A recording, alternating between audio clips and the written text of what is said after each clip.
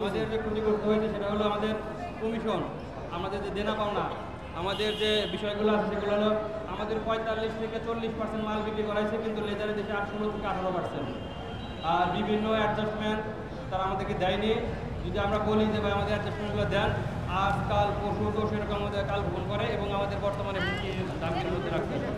ঠিক আছে, আর profit adjustment নামে আমাদের ডেবিট অ্যাডজাস্টমেন্ট নামে একটা অপশন তাদের আছে।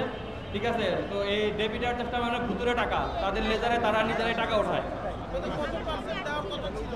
আমাদের 45-50 40 থেকে 45% আর কি। 16 থেকে 18। এটা তারা দিবে না। আচ্ছা, ডিলার হওয়ার জন্য তো শর্ত থাকে। এই শর্ত আমাদের কখনো দেয়নি তারা। শর্ত ছাড়া আপনি ডিলার হয়ে গেছেন? আমাদের কোনো ডিড ডকুমেন্টস তারা নেয় নাই যে আমাদের সাথে তারা বিজনেস করবে, এই কমিশন তারা দেবে। ডিলার নাকি সাব ডিলার? আমি ডিলার।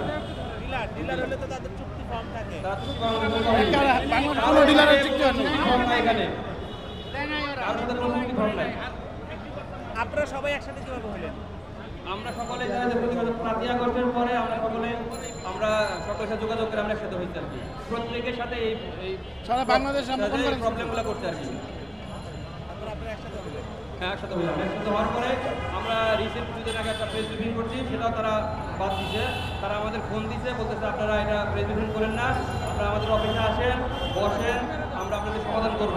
সেই ডকুমেন্টস আমাদের কাছে আছে, আমরা বসছিও। তারা আশ্বাস দিচ্ছে, কিন্তু তারা এখন করবে না।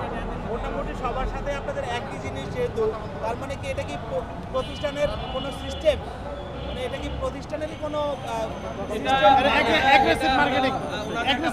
মার্কেট দখল করার জন্য আর কি। অন্যান্য কোম্পানিকে ধ্বংস করে মানে মার্কেট দখলে যদি কোনো কৌশলে থাকে একটা মার্কেটিং এর কোম্পানি।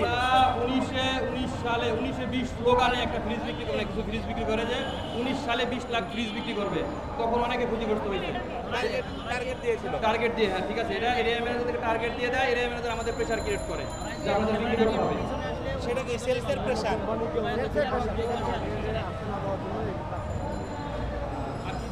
সেলসের প্রেশার এটা তো থাকে সাধারণত।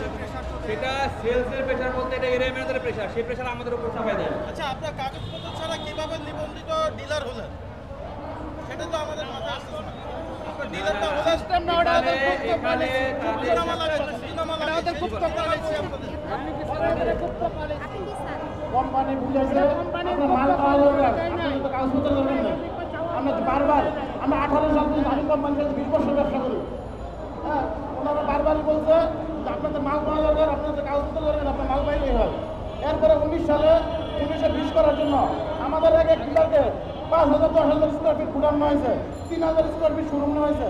নেওয়া যে মাল নিয়ে যান, হ্যাঁ সব আন্দাজ করে ফেলেছে। এটা তো একটা লোভনীয় অফার, কিন্তু আপনার ডিলারের অংশটা কই?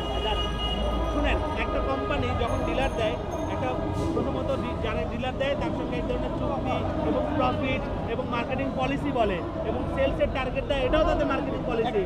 আপনারা কি এগুলো কেসি বলেন আপনাদেরকে? একটা আমাদেরকে ফর্ম স্বাক্ষর করে নেওয়া হয়েছে। হ্যাঁ, ওই পর্যন্ত শেষ। প্রত্যেক মাসে মাসে তাদের অফার চেঞ্জ। প্রত্যেক মাসে মাসে অফার চেঞ্জ। ওরা পলিসি চেঞ্জ করে, প্রতি মাসে মাসে ওরা পলিসি চেঞ্জ করে। ভাই, যেমন আমি একটা ফর্ম স্বাক্ষর করে 5 কোটি টাকা বিনিয়োগ করবো না, আপনি কেন করবেন? এখন তারা আমাদের পলিসি তো মার্কেটিং পলিসিতে চেঞ্জ হতে পারে, মার্কেটিং পলিসিতে সেলস বাড়বে কমবে, টার্গেট থাকবে, চেঞ্জ হওয়ার একটা সিস্টেম আছে। 5% গ্রোথ আরো বাংলাদেশের ওয়ার্ল্ডের মধ্যে আরো ইলেকট্রিক কোম্পানি ব্যবসা করেন না তার সাথে? হ্যাঁ, আমাদের তো জিম্মি করে ফেলছে, আমাদের কেমন ভাবে জিম্মি করছে যে আমরা কিন্তু বের হতে পারতেছি না।